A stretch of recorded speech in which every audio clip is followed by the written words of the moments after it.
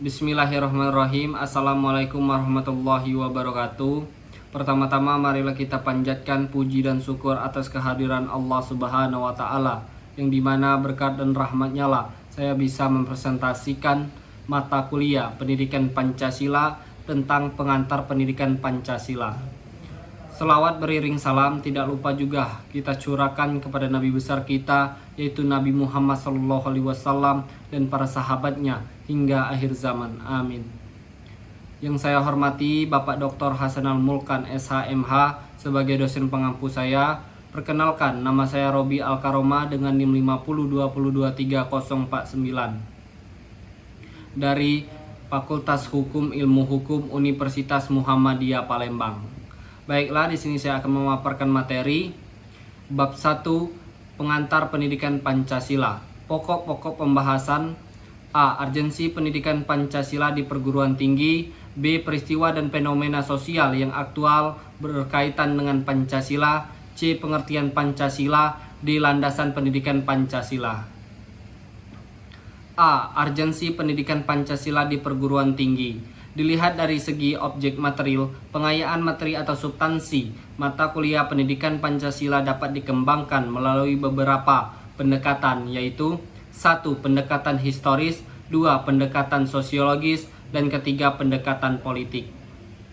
Sementara dilihat dari segi objek formil, pengayaan materi mata kuliah pendidikan Pancasila dilakukan dengan beberapa pendekatan, yaitu 1. Pendekatan ilmiah, 2. Pendekatan filosofis, dan 3. Pendekatan ideologis. 1. Secara historis. Presiden Soekarno pernah mengatakan, jangan sekali-sekali meninggalkan sejarah. Pernyataan tersebut dapat dimaknai bahwa sejarah mempunyai fungsi yang penting dalam membangun kehidupan bangsa yang lebih bijaksana di masa depan. Hal tersebut sejalan dengan ungkapan seorang filsuf Yunani yang bernama Cicero yang mengungkapkan Historia Vitae Magistra, yang bermakna sejarah memberikan kearifan. Pengertian lain dari istilah tersebut yang sudah menjadi pendapat umum, common sense, adalah sejarah merupakan guru kehidupan. Implikasi pengayaan materi Pancasila melalui pendekatan historis adalah amat penting dan tidak boleh dianggap remeh guna mewujudkan kejayaan bangsa di kemudian hari. Melalui pendekatan ini, mahasiswa diharapkan dapat mengambil pelajaran atau hikmah dari berbagai peristiwa sejarah. 2. Secara sosiologis. Menurut Soekarno menegaskan bahwa dalam perspektif sosiologi, suatu masyarakat pada suatu waktu dan tempat memiliki nilai-nilai yang tertentu.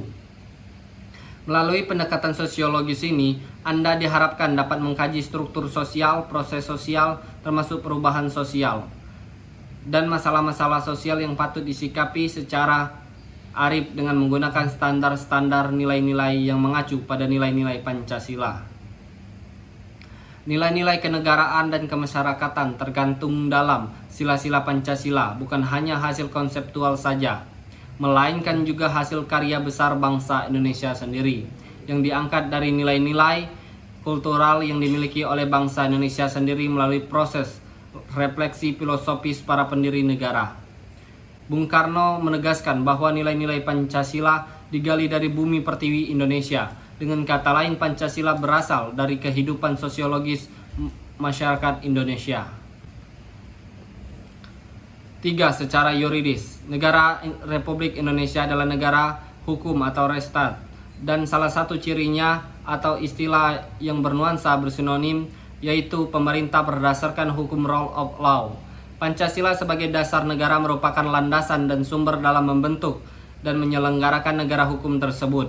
Hal tersebut bahwa pendekatan yuridis merupakan salah satu pendekatan utama dalam pengayaan materi mata kuliah pendidikan Pancasila. Urgensi pendekatan yuridis ini adalah dalam rangka menegakkan Undang-Undang Law of Enforcement yang merupakan salah satu kewajiban negara yang penting, dan hukum mewujudkan keteraturan sosial atau social order. Penegakan hukum ini akan efektif apabila didukung dengan kesadaran hukum warga negara, terutama di kalangan intelektual. 4. Secara politik, salah satu sumber pengayaan materi pendidikan Pancasila adalah berasal dari fenomena kehidupan politik bangsa Indonesia. Tujuannya agar Anda dapat mampu mendiagnosis dan mampu memformulasikan saran-saran tentang upaya atau usaha mewujudkan kehidupan politik yang ideal dengan nilai-nilai Pancasila. Melalui pendekatan politik ini, Anda diharapkan mampu menafsirkan fenomena politik dalam rangka menemukan pedoman yang bersifat moral yang sesuai dengan nilai-nilai Pancasila. Untuk mewujudkan kehidupan politik yang sehat, secara spesifik, fokus kajian pada pendekatan politik adalah mengkaji konsep-konsep pokok dalam politik, yaitu 1. Negara atau state, 2. Kekuasaan atau power, 3. Kebijaksanaan atau polis, 4. Pembagian atau distribution.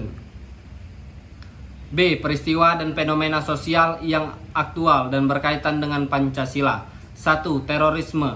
Terorisme secara kasar merupakan suatu istilah yang digunakan untuk penggunaan kekerasan terhadap penduduk sipil dan non-kombatan untuk mencapai tujuan politik dalam skala lebih kecil daripada perang. 2. Globalisasi. Pengaruh globalisasi di Indonesia yang sudah didominasi oleh gaya kapitalis dan pemikiran liberalis secara perlahan sudah berusaha menggerogoti nilai-nilai ideologis Pancasila yang memiliki arti kemanusiaan yang adil dan beradab, dengan menimbulkan banyak perubahan pada nilai-nilai kemanusiaan kepada nilai-nilai pemikiran liberalis yang memberikan dampak kemerosotan moral menjadi tidak beradab dan maraknya pornografi dan porno aksi. 3. Disintegrasi bangsa. Integrasi bangsa adalah landasan bagi tegaknya sebuah negara modern. Karena itu secara teoritik dipahami bahwa ancaman paling nyata terhadap eksistensi wilayah negara adalah gerakan separatisme. C. Pengertian Pancasila. 1. Pengertian Pancasila secara etimologi. Secara etimologi dalam bahasa Sanskerta atau bahasa Brahma India, Pancasila berasal dari kata panca dan sila. Panca artinya 5, sila atau shila yang berarti batu, sendi atau dasar. Kata sila juga berasal dari kata susila yang berarti tingkah laku yang baik. Jadi secara kebahasaan dapat disimpulkan bahwa Pancasila dapat berarti 5, batu, sendi atau dasar, atau juga berarti tingkah laku yang baik.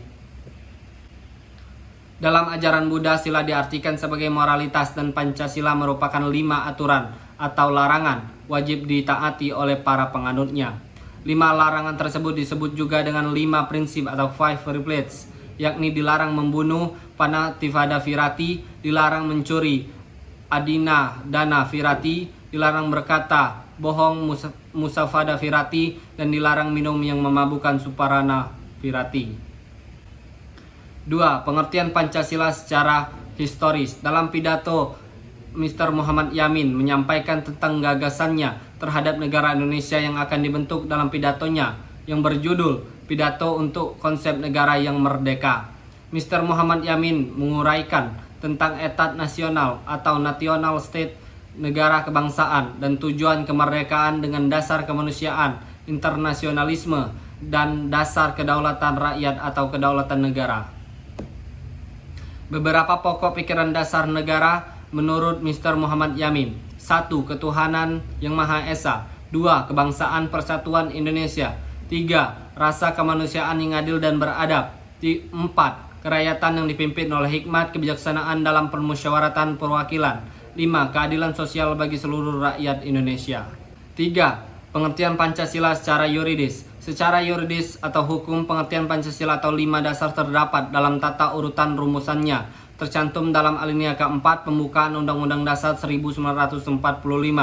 Rumusan Pancasila tersebut yakni 1. Ketuhanan yang Maha Esa. 2. Kemanusiaan yang adil dan beradab. 3. Persatuan Indonesia. 4. Kerakyatan yang dipimpin oleh hikmat kebijaksanaan dalam permusyawaratan perwakilan. 5. Keadilan sosial bagi seluruh rakyat Indonesia. Rumusan Pancasila yang tercantum dalam pembukaan Undang-Undang Dasar 1945 ini kemudian secara konstitusional menjadi rumusan yang sah dan benar sebagai dasar negara Indonesia yang disahkan oleh PPKI pada tanggal 18 Agustus 1945. D. Landasan pendidikan Pancasila. Pancasila adalah dasar falsafah negara Indonesia sebagaimana tercantum dalam pembukaan Undang-Undang Dasar 1945. Pancasila telah digunakan sebagai alat untuk memaksakan rakyat setia kepada pemerintah yang berkuasa dan menempatkan Pancasila sebagai satu-satunya asas dalam kehidupan bermasyarakat. Pancasila sebagaimana yang dimaksud dalam pembukaan Undang-Undang 1945 adalah dasar negara dari Negara Kesatuan Republik Indonesia, harus dilaksanakan dalam kehidupan bernegara. 1. Landasan historis. Penafsiran Pancasila didominasi oleh pemikiran-pemikiran dari rezim untuk melenggangkan kekuasaannya. Pada masa Orde Lama, Pancasila ditafsirkan dengan nasionalis, agama, dan komunis atau Nasakom, yang disebut dengan Trisila, kemudian diperas lagi menjadi Ekasila atau gotong royong. Pada masa Orde Baru, Pancasila harus dihayati dan diamalkan dengan berpedoman kepada butir-butir yang ditetapkan oleh MPR melalui TAP MPR nomor 11 MPR 1978 tentang P4. Namun penafsiran rezim itu membuat kenyataan dalam masyarakat dan bangsa berbeda dengan nilai-nilai Pancasila yang sesungguhnya. Melalui TAP MPR nomor 28 1998 tentang penegasan Pancasila sebagai dasar negara yang mengandung makna sosial sebagai cita-cita dan tujuan negara. 2. Landasan kultural. Pancasila sebagai kepribadian dan jati diri bangsa Indonesia merupakan pencerminan nilai-nilai yang telah lama tumbuh dalam kehidupan bangsa Indonesia. Beberapa tokoh pemikir konseptual bangsa Indonesia seperti Soekarno, Dr. Andes Muhammad Hatta, Mr. Muhammad Yamin, Profesor, Mr. Dr. Supomo, dan tokoh lainnya. Pancasila tidak mengandung nilai-nilai yang terbuka, maksudnya nilai-nilai baru yang positif, baik yang datang dari dalam negeri maupun yang datang dari luar negeri. 3. Landasan yuridis. Sebelum dikeluarkannya PP nomor 60 tahun 1999, Keputusan Menteri Pendidikan dan Kebudayaan nomor 30 tahun 1990 menetapkan status pendidikan Pancasila dari kurikulum pendidikan tinggi sebagai mata kuliah wajib untuk setiap program studi bersifat nasional. Perubahan dari Sibulus Pendidikan Pancasila adalah dengan dikeluarkannya Keputusan Dirjen Dikti nomor 265/Dikti/Cap 2000 tentang penyempurnaan Pancasila pada perguruan tinggi di Indonesia.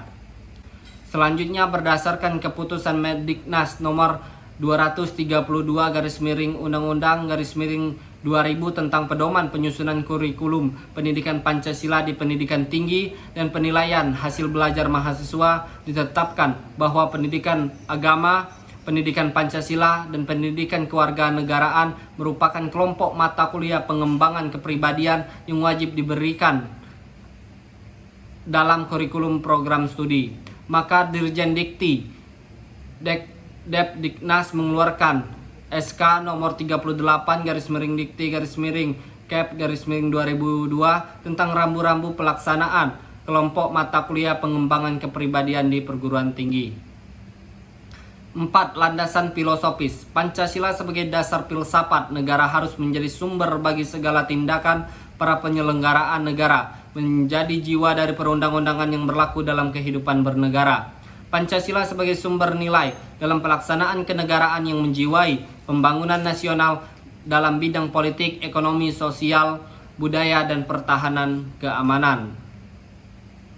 Kesimpulan dari materi ini adalah Pancasila adalah dasar negara Indonesia dan sudah sepatutnya menjadi dasar kehidupan berbangsa dan bernegara. Bagi seluruh masyarakat Indonesia, nilai-nilai Pancasila merupakan cangkupan dari nilai, norma, dan moral yang harusnya mampu diamalkan oleh seluruh masyarakat Indonesia.